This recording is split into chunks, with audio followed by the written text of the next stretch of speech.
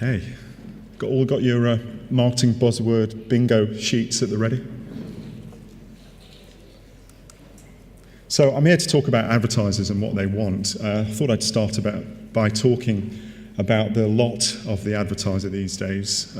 I used to be a client many years ago, mid-noughties at Orange, and I was a media specialist then. I've always been a media specialist. But now there are very, very few true media specialists left on the advertiser side. They're expected to be jack of all trades. In fact, a great deal of their media day-to-day responsibilities are now devolved to their agencies. They put a lot of trust in their agencies. And very few have the bandwidth and the time to think about premium publishers, for example. Even to think of ISBA, you know, we have to fight for their attention as much as you guys do, so it is a surprise, you know, that we find that they are still very, very engaged with you as a sector. They still think a lot about premium publishers, as you'll see. So hopefully there's some good news for you to come, as you'll see in a minute. But I have to say that as a sector, you are a constellation of different stars, and the words premium publisher mean very different things to different clients, different advertisers. I think it is quite a subjective term. And actually in the marketing industry, we don't do ourselves any favours by not being very exact in our use of terminology, what we mean. What do we mean by premium publisher? Premium can mean, of course, expensive. So we've conducted a little bit of research amongst our members just to give you a flavour of what they do think. But I have to say that in doing so, we got quite a few questions back. What do you mean? What do you mean by premium? What do you mean by premium publisher? So once we'd explained it, things were clearer. But I think perhaps an interesting thought is that as a sector, you need to have a clearer identity. So the first slide then is showing you how they feel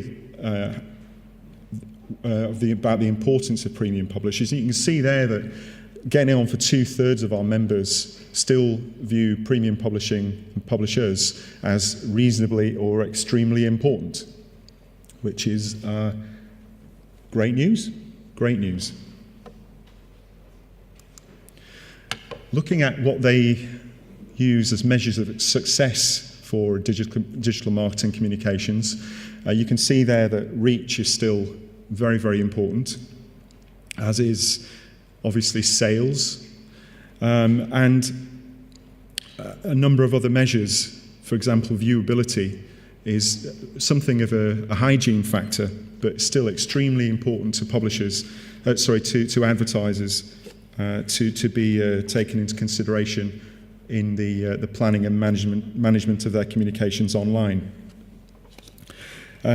Perhaps the depressing bit of this slide is that only 40% think of improving brand performance, brand awareness, as a metric to be considered when working with online marketing communications. So that job is probably seen as being done elsewhere in their marketing mix. But really interesting, the context is still extremely important. So the environment in which the communications appear, 60% say that's really or extremely important. 32% tend to agree that that's very important.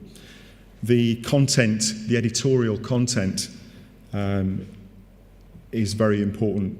28% strongly agree, 56% tend to agree.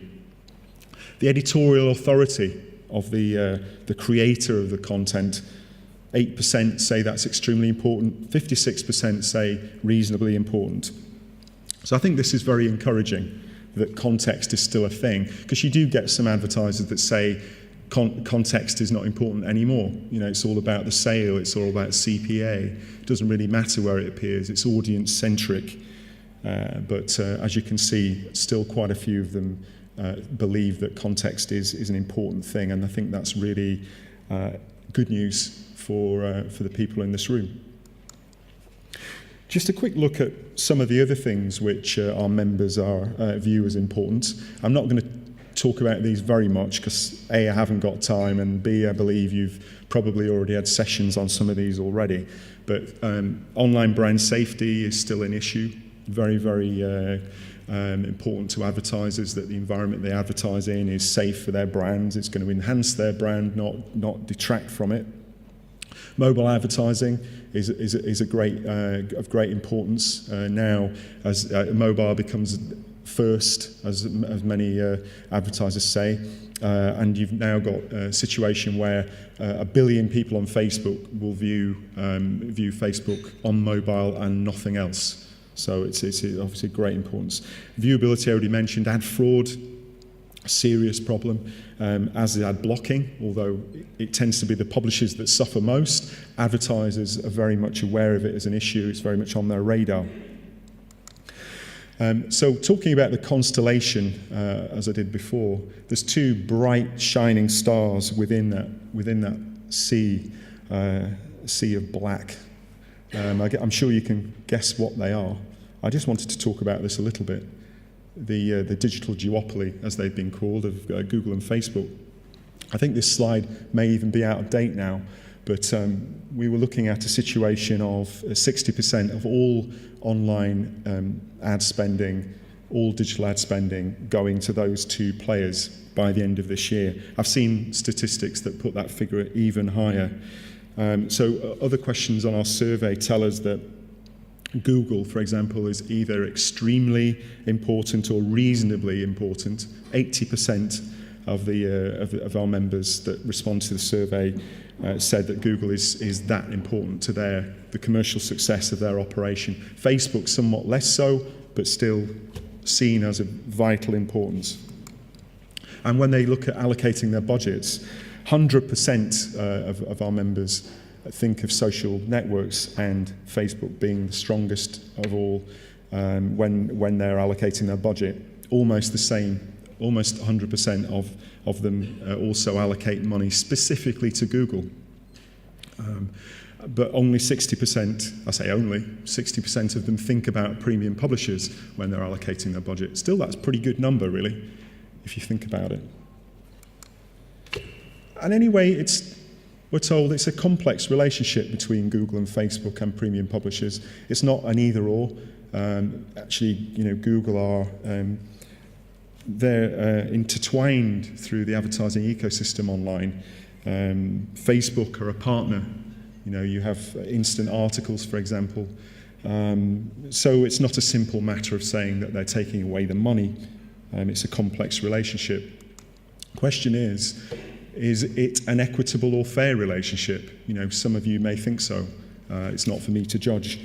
Clearly others think differently. I don't know if anyone saw the interview with David Pemsel, who's the new CEO of The Guardian, interviewed in Business Insider.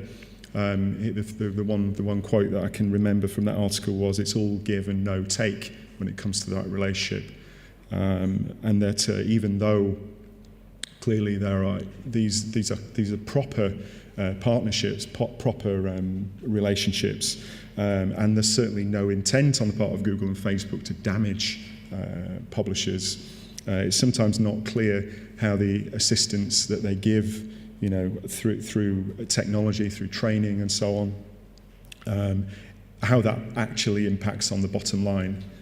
So clearly there are different views on how these relationships play out in reality. So I just wanted to quickly talk about why we think it is that these huge corporations appeal so much to our members. I've mentioned Google and Facebook. We mustn't forget about Amazon and Apple. Although they're not as important yet in the advertising ecosystem, they're still out there and they're still growing in strength every day. I think Amazon's the 4th largest website in the UK, for example. They have Amazon Fire and so on, Apple News, Apple Television and so on. You can't write these things off. They're growing in strength. So partly, I think this still applies, even though Facebook and Google are nothing new. They're still seen as incredibly innovative. They're still seen as being fabulously exciting and sexy.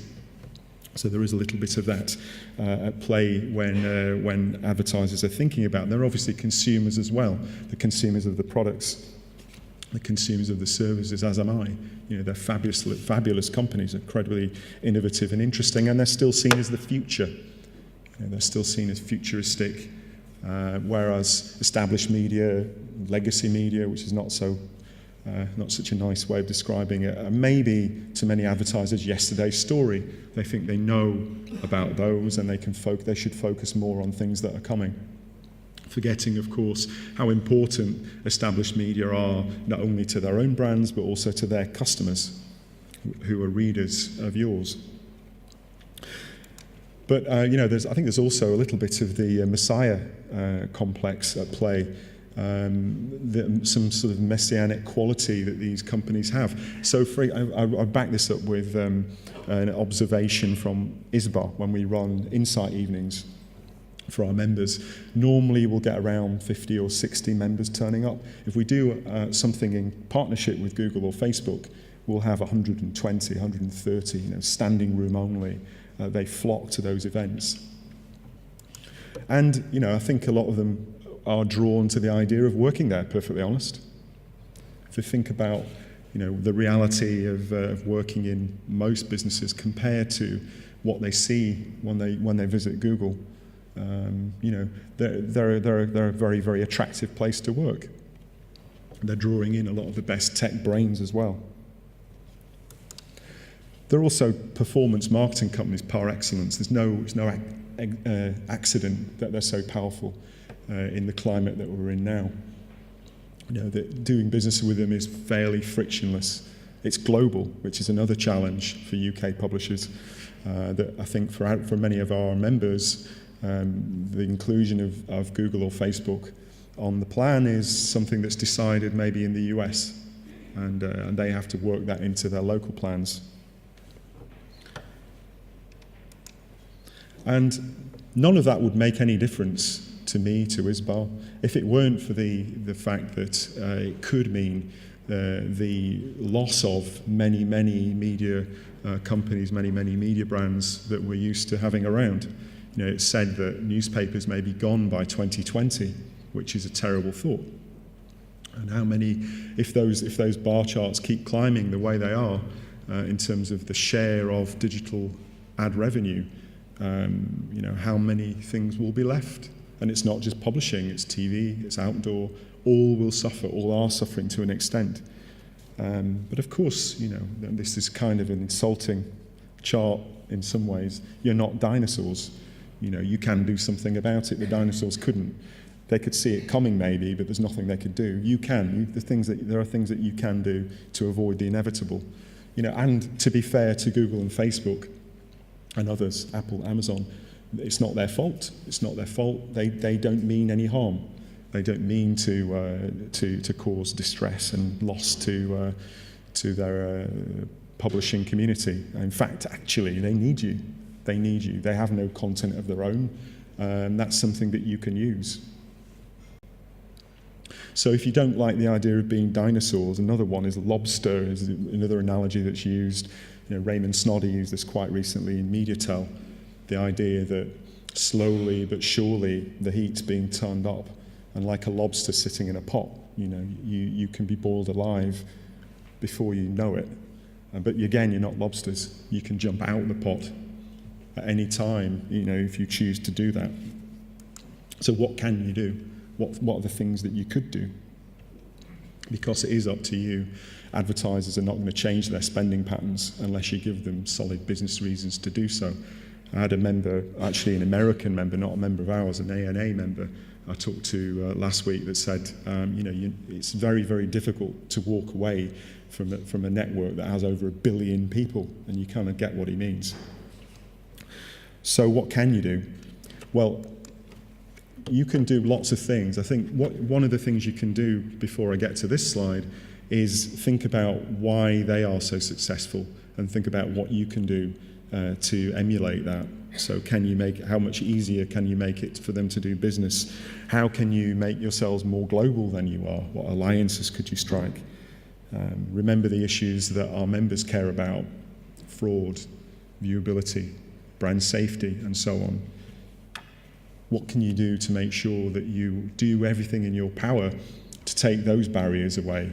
So, for example, embracing JIC webs, making sure that the third-party tracking that you employ is properly accredited, that you do everything within your power to reduce it, that you try and avoid source traffic if you can, something that's of great concern to our members, unless you're 100% sure that it isn't going to increase fraud, and so on. I would say support PAMCO and AMP, which is the new NRS, which is still in kind of beta testing right now.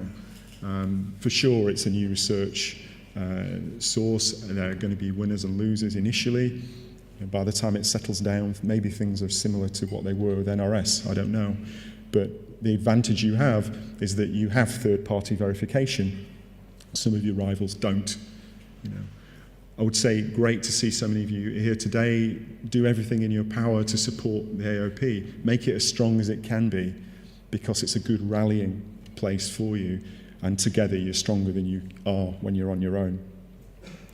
Continue to focus on short-term performance, which is really, really important in today's climate, but don't forget that your brand equity, the authority that you bring, also contributes to brand's long-term success, which is really important. There's a great tension right now between the long and short of performance. Short-term is the name of the game now, but it's perceived by many that that's going to lead to long-term decline for many brands, because the long-term brand building efforts mean more profitability in the long term. So we ran an effectiveness event on Friday at ISBA last Friday, and the work by Binet and Field was referenced, I think, by every speaker. This, I don't know if you've read this, the long and short of it, analysis of 996 IPA effectiveness awards, which showed how important it is to focus on brand, how important it is to focus on the long term, not just the short. 60% of an advertising budget should be put towards brand, and only 40% activation. But we're in a situation now where that's been reversed. And don't forget your strengths, your content, your editorial authority, and your context, because that's something that some of your rivals don't have, as was referenced in the picture above, which was algorithmically excluded from Facebook on the grounds of nudity, even though it's an iconic and newsworthy photograph and topic. They don't have any content of their own. They don't have any editorial context. They're not really a media owner even. And that's a great danger, that we lose authority, we lose important news brands in the future, because without that authority, without that editorial control, maybe already we're seeing played out with Brexit, with what's happening in the US, the consequences of the amount of time and energy media energy that these companies suck in, but there's no distinguishing between sensible editorial and complete nonsense. I want to say something as well about the importance of working together. Maybe this is something I can say that the AOP can't, for competition reasons. I couldn't say this to my advertising members, by the way, be in serious trouble from our lawyer. But we do see that great success can come from publishers when they do bandy together. So I think you've already had reference to some efforts to thwart ad blocking by Swedish publishers grouping together. That also happened in France, and it happened in Germany with Gruner and Jahr. So there was nowhere for an ad blocker to turn. If they were blocked one place and went to look for some news elsewhere, there was nowhere for them to go. We see it in the UK now with the efforts of the news brands to have a single payment point for advertisers for all newspapers, Project Juno it's called. And we're cautiously supportive of that ISBA, which seems nuts. Why would we give more strength to media owners for purchasing power? Well, they're so weakened in this current climate that actually we think it's more important that they survive. And they're not really even collectively a threat to advertisers or agency power. So there's an example of what's happening in the US. DCN, Digital Content Next, which I think is a sort of American version of AOP, where they've banded together 25 premium publishers that together represent 100% of all addressable audience digitally in the US. This launches in January, so it'll be interesting to see what happens. Their focus is on reducing fraud, improving transparency, but clearly it's an alternative for advertisers to go to these guys directly through one buy point. Makes it a much more attractive and frictionless way of doing business than trying to talk to each of them independently. So I would say, you know, to round off, you've had some analogies, dinosaurs, lobsters, none of it terribly flattering, but remember, you are lions.